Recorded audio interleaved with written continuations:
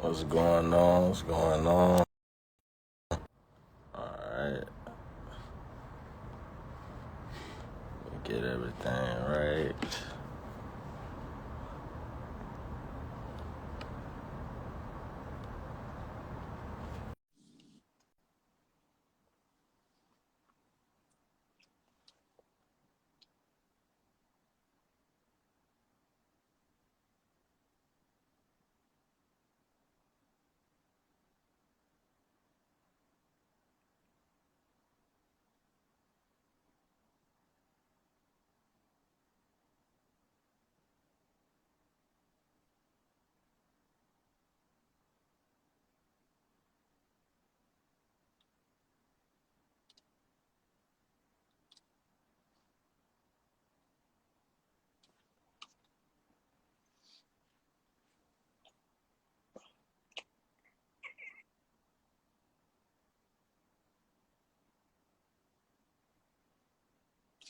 I'm trying to get everybody going.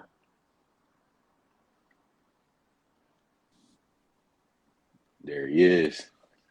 What's going on? What's happening? Nothing much.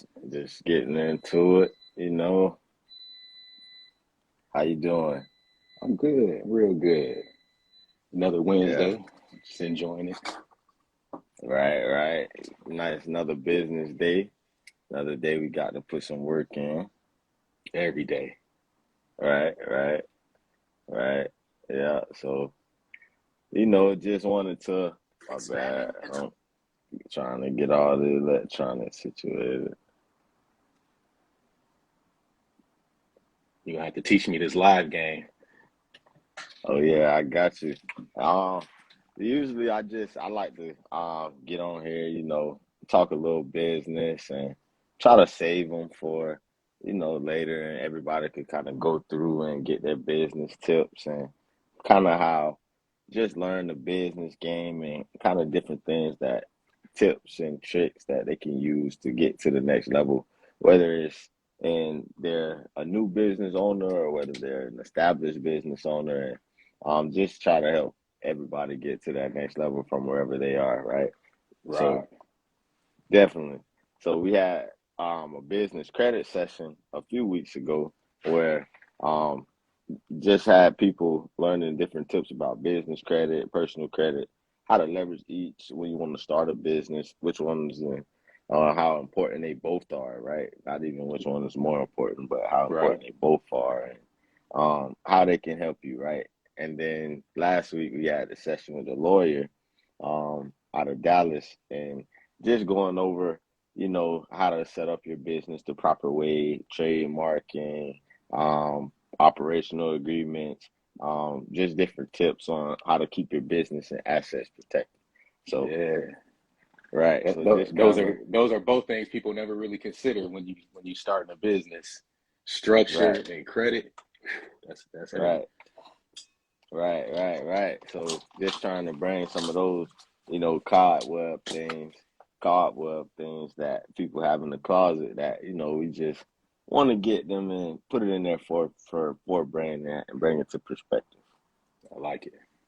Right. So this week, we wanted to bring in a professional like yourself, who There has you go. kind of a lot of experience in the business world and a lot of experience when it comes to running businesses and being able to scale and being able to grow businesses in that nature. And I know you do a lot when it comes to business culture and kind of how to go about being a business owner in general, right? Yeah, I mean, I'm big on building teams. My background is in franchising in the restaurant business, so we rely heavily on our people. So when it comes to my coaching and the advice that I'm usually giving, not just restaurant owners, but anybody that's a leader and leading the team, I'm usually talking about how they can empower their people to grow that business. Right. Cool. So and that's definitely good, right? So everybody eventually wants to get to the point where they're able to scale and take it to the next level, and that's kind of your expertise, right? That's right. Right. Cool. So I guess we can start with you can go ahead and introduce yourself and kind of let everybody know who you are and, you know, some of those things that you may have not touched on before. Yeah, no doubt. Well, my name is Tyrell Reed. I am currently out of Tampa, Florida. Husband, father, business owner, business coach, author, entrepreneur, just, regular cat out here just trying to make a difference. I have spent the last, I guess, about 20 years in the restaurant business. I own some pizza franchises. Excuse me. Work as an executive with one of the largest franchise companies in the country, running a couple of brands for them. Um, and I've been coaching here for the last couple of years, really pushing it heavy this last year or so, getting myself out there to help other, business owners, whether they're in the restaurant business or really any service-based business, get that off of the ground and grow it the right way. Definitely, definitely. And that's what a lot of us need, right? New business owners. And that's kind of I guess, the trend or the uprising trend nowadays. Everyone wants to be a business owner. So we A lot of definitely need, entrepreneurs out here right now. right, right, right. So the need for coaches is rising in itself. So I'm pretty sure that's a good field and it has a pretty good market share for you. Yeah, I mean, we always say there's enough business to go around. There's plenty of people out here in the world that need help, and plenty of people that can service that need. What we do obviously isn't for everybody, but there are people that I'm aligned with, and I'm aligned with their brands, and they align with my philosophies, and we can work well together. Definitely, definitely. That's good. That's good. Um, so what would you say would be one of the biggest contributing factors to your success when it comes to business? For me, it's been my commitment to taking care of people. I never thought of myself, growing up that I would be this business owner or that I would be, an executive and a leader out here. But I always knew that I love to serve and I love to help people. So always being committed to that has been a big, probably the biggest factor in what I would call my rise or my growth in business. Definitely, definitely agree. What would you say is the number one item that you focused on your journey that kind of propelled you versus everyone else? Um, Probably have to say two things. One was just a commitment to learning. Um, always being a learner first, trying to read everything I could, trying to understand things the best I could, and then saying yes to opportunities. Not being afraid to try new things I didn't know, I didn't understand. I knew that if someone would give me a chance, I would learn what I needed to do to make it work. Definitely, definitely. And I think that's a important tool there, right? Always be learning, right? ABL. It's kind of an Always. underrated tool that people tend to leave out of their tool belt, right? So I definitely agree with that one and understand where you're coming from. I think you So and I, we probably talk about books every time we talk. every time, right? So Yeah. it's just it's just in the nature, right? Always, I personally, I feel like I try to learn something new every day, right? Or increase my knowledge in that way. So, you know, just Yeah, I love it. definitely. So, how would you say your transition from, you say you work with corporate and then you transition into a business owner. So how would you say you made that transition and what were kind of the challenges there? Really being on the corporate side for so long, that provided the initial opportunities to get into these franchises. I was working with a franchise company here in Tampa, and as owners we really came up on taking over businesses that were struggling and failing. So being on the corporate team, I was there kind of on the front lines when these things were happening and folks were getting out, and ended up linking up with a guy that needed some help and needed somebody like me that could be hands on and be operational. And it was really through sweat equity that I was able to get my opportunity. So he needed workers. He needed people that knew what they were doing. He had money. He was a great negotiator, still is a great negotiator, good partner to me. Um, so it was really just a conversation. He's like, I'm trying to figure out how to flip these franchises. I'm like, it sounds like you need somebody like me. So from that, it became, a good working relationship and partnership. And, it was just being there, being available, keeping my ears open. Right, right. So, as a lot of people like to try to take the shortcut to glory, you definitely say sweat equity is the only shortcut. Man, but it ain't a shortcut. It was 10 years. So, Right, it, the dues were paid, and obviously, looking at it in hindsight, it worked out. But there was a lot of weeks in there where you didn't feel like you were in the right spot. right, A lot of weeks right. like that.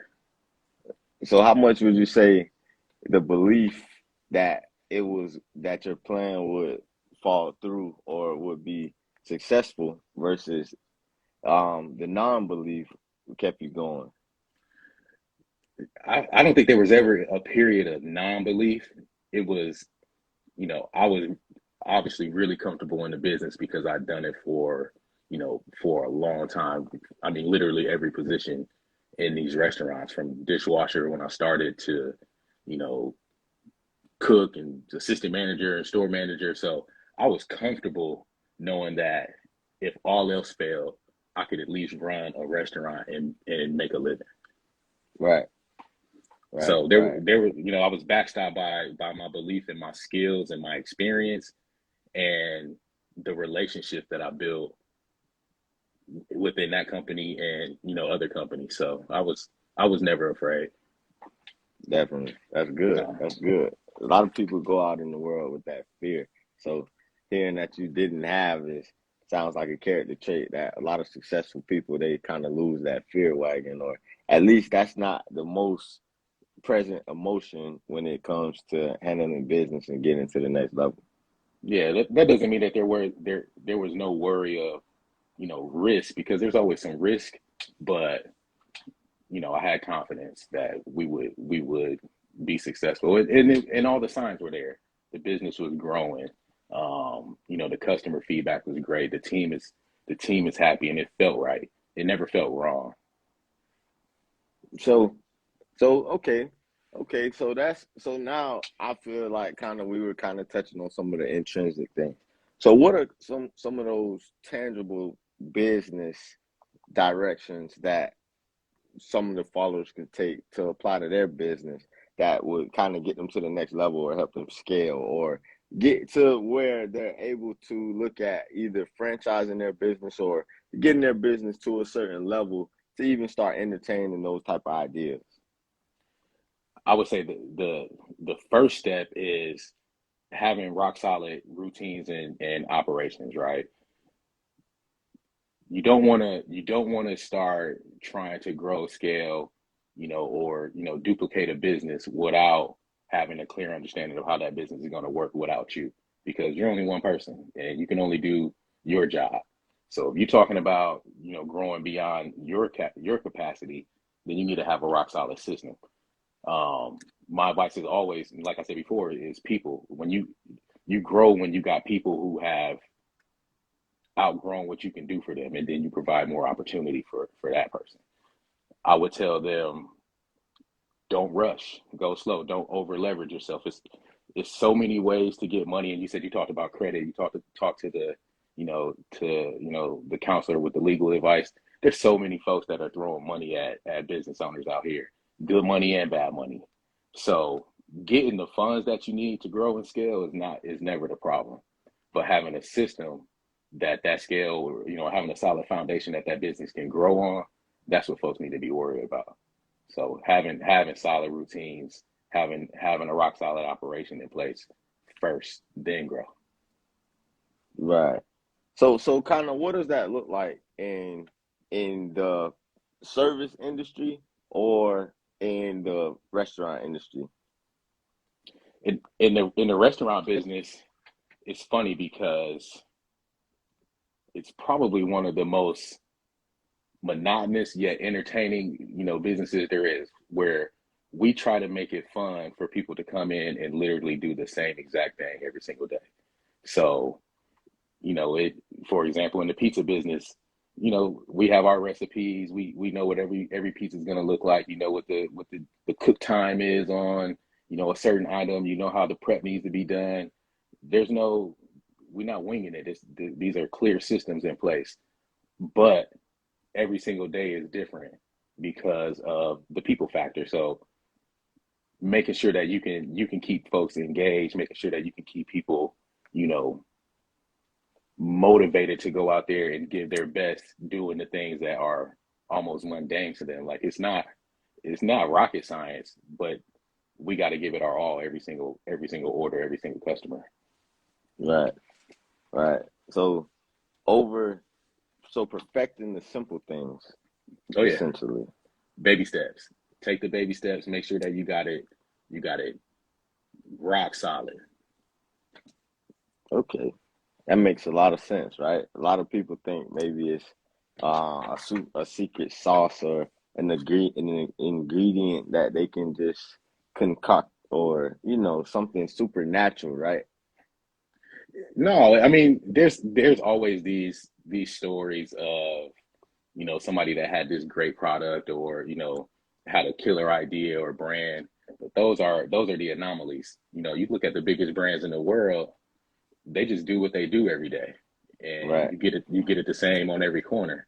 You know, talking about the McDonald's, the Chick-fil-A's, the Starbucks. If the coffee not different, and in Cincinnati than it is from here, it's the same. right, right.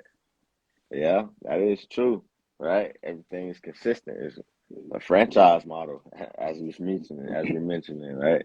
You build in that consistency because you got to meet the expectation of the customer. That's our job, is to go above and beyond for them. So the bar is set, and I'll whisper this, but the bar is set pretty low for us in the restaurant business. People won't, all they really want is their food right, hot, and fast. You know what I Right, mean? It's not like we gotta change the world with every order. We just got to do what we're supposed to do, and right, then and then that builds loyalty. right. Definitely understand. Definitely understand. So how would you say someone would be able to take that framework and apply it to multiple industries or a different industry? The first thing you got to do is understand what the expectations of your guest is, of your customer. So Right, whether it's you know the restaurant business, or if you're in the I've worked with cats that are in like the guy I'm working with now, is he's got a carpet cleaning company. His customers have similar expectations. They want their stuff done the right way. They want to know you're going to be there when you said you're going to be there. So when you're serving a customer and you're leading the team, it all translates, because giving people the tools that they need to do their job as a leader. First, you're giving people the tools that they need to do their job well. Then you give them feedback on how they get better, and then you continue to meet the expectation of the customer. It all works the same.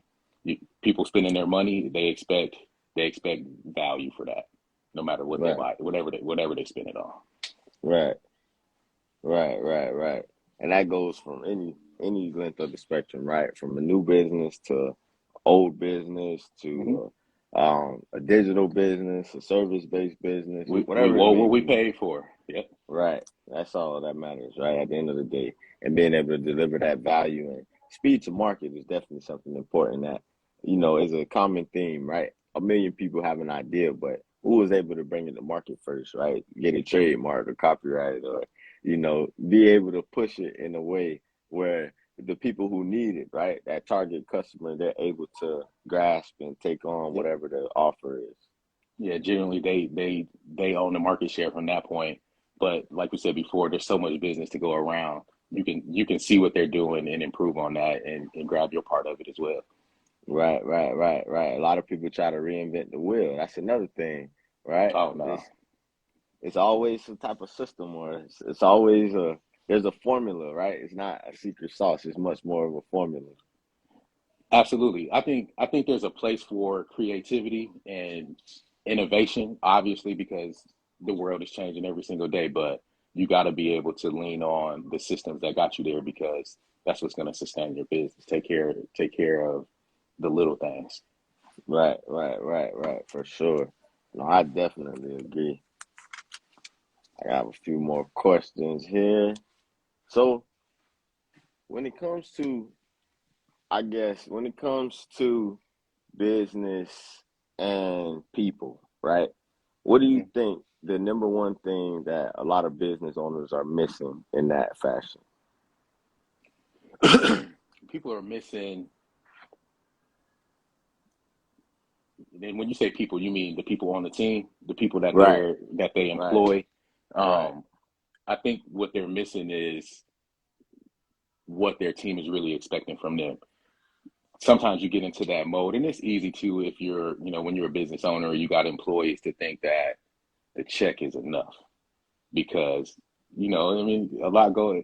Everybody behind the scene and everybody writing checks understands that there's all types of expenses and there's all these things that go into providing this paycheck for this person, and I think that what we miss is they're looking for more than a paycheck from us. People want, it, not just employees, but humans in general. They want to grow. They want to be developed. They want, to have their voices heard. So Right, giving them those opportunities, to be a part of the business and not just an employee of the business is what I see missing a lot. And not teaching them the business. You just employ them to do their job, but they don't understand how important their role is to the overall success of the business. right, right, right. I think a lot of times what fear people come into with teaching people or their employees the business is the fear of them stealing the business and going to create their own, or kind of taking what they call their secret or Mm, whatever their competitive advantage is and moving yeah, along. Yeah, obviously, I mean, and anybody could do that. But if you take care of people, they look at themselves as partners with you, and that's how. I mean, you want your people to grow with you. So you keep right, giving them opportunities to expand, within their role, and that's how you create that loyalty. Then they're gonna bring people into that because they want to be a part of something. If you take care of them well enough, they're not gonna leave you. And if they right, do, then that just means that you've done something right enough to have a competitor. right, right, right, right, right. So it could be a good and a bad thing, right? Yeah, yeah. Definitely agree. Definitely agree. So, so what made you go into the restaurant service industry rather than kind of pursuing a different lane or vehicle? Um, it was not intentional. I was working in a pizza shop, going to school. I was actually going to school for civil engineering. I just wanted to have a good job and work for a good company, get a 401k and a pension and do that. And I met my now mentor, was a guy named Bob, and he had bought the pizza shop that I was working in. We got to know each other. He liked me. I was managing this place, and he asked me one day. He was like, T, what you going to school for? I'm like, man, I'm going to school, to get this engineering degree and come out and hopefully I can make 60 grand a year and, just be fine. And he goes, I'll pay you 60 grand in my sleep. I was like, tomorrow, my last day. So he reeled me in with that. Now, full transparency, he never paid me 60 grand, but he sold it to me.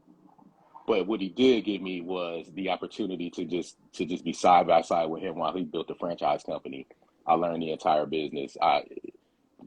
Nothing that he could have paid me is worth more than the value of the lessons I learned from working with him day in and day out for the next 12 years, literally building an entire company. So it was well worth it. So fate really took me here.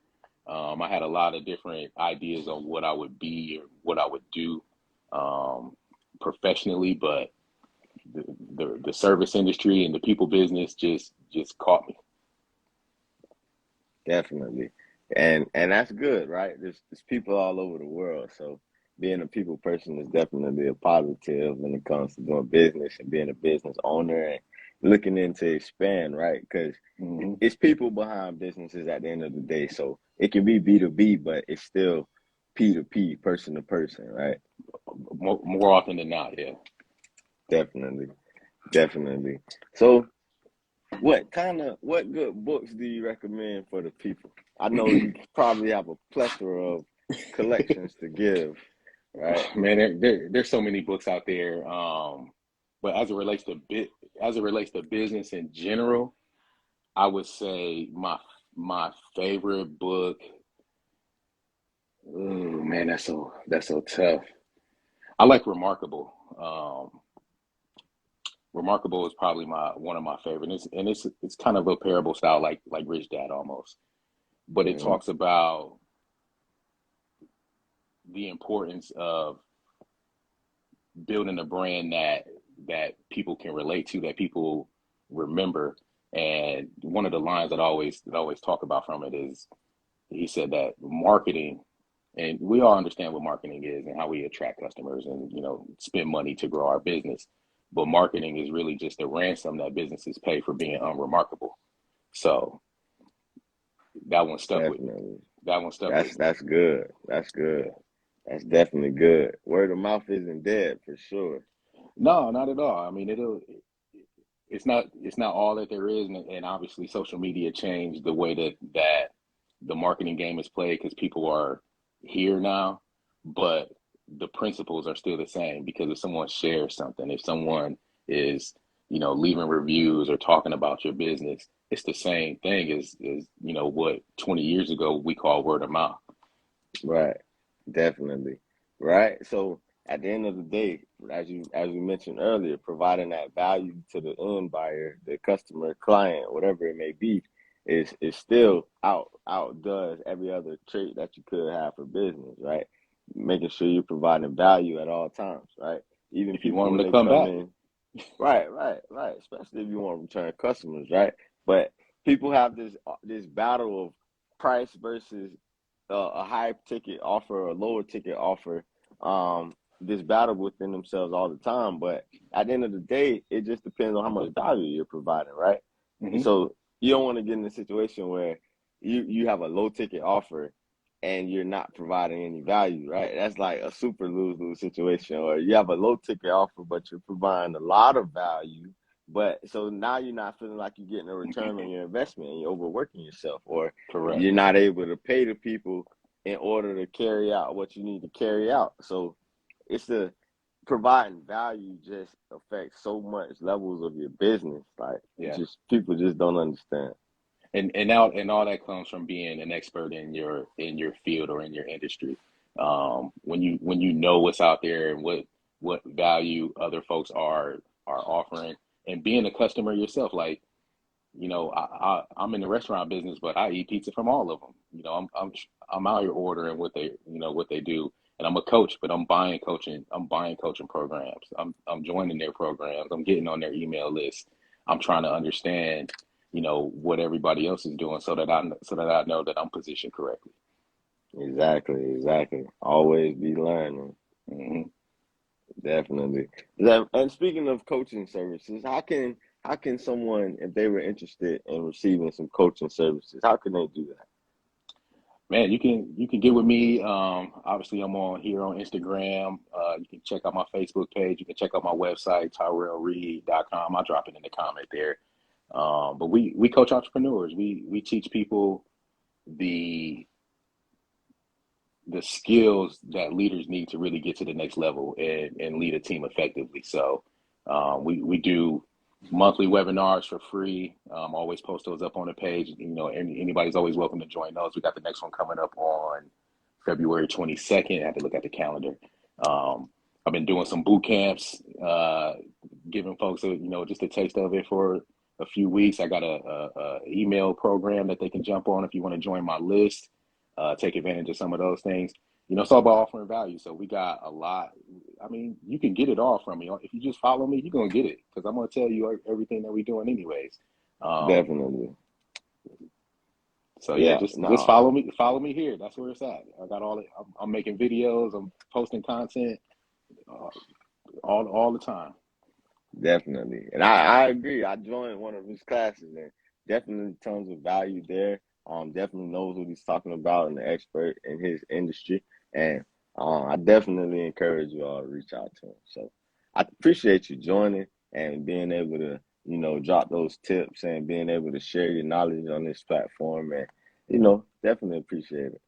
Absolutely. No, I appreciate you, for asking me to do this and always being engaged. I see you share a lot of my stuff too and getting it out to your folks. So I appreciate that and everybody that joined in and watched this.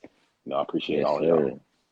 Yes, sir. Definitely. Just trying to, have everybody get that good information, whether they have access to it or not, whether it's not on the top of their mind, maybe they come across it and it strike a theory or something, just trying to Yeah. put it in the world. I saw a question that says, how long did it take for you to establish and build a brand? Depends on the business. So, for example, with a new restaurant, we usually look at an 18 to 24 month return on investment.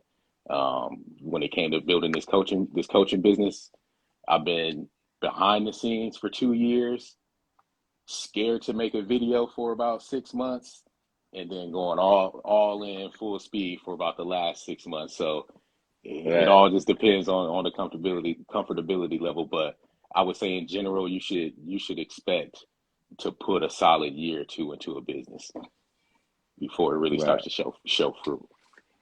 Definitely. Yeah, I definitely agree. And then a lot of people, they'll start a business, try it for about 2 weeks, it doesn't pan out, and feel like they're supposed to have all of their money back now, or that ROI is supposed to be quick, right? It's a lot Yeah, of planning that goes into it and a lot of work that goes in behind the scenes that it's kind of not shown on the front end, right? absolutely. I think that's the misconception with business in general is that you start something and you're going to be successful and it's going to make money.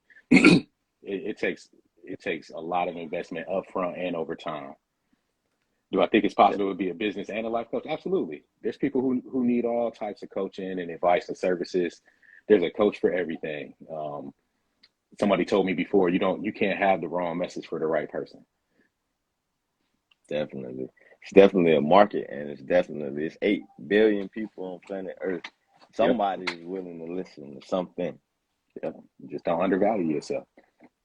Right. Definitely agree. Let's see if we have any more questions there. We may be good. Yeah. Any more questions there before we get out of here? Definitely appreciate all the questions, everybody that joined, just trying to get the message out, help everybody, whether you have a business, whether you don't, get to the next level or get started on getting to a level. Just start. Just get it going. You're gonna be all right. Right, right, right. Cool. All right, man. Well, appreciate the time joining. Gonna let everybody get back to their daily hustle and let you get back to the business. Yes, sir. I appreciate you. Y'all be good. Yes, sir, you too. Peace.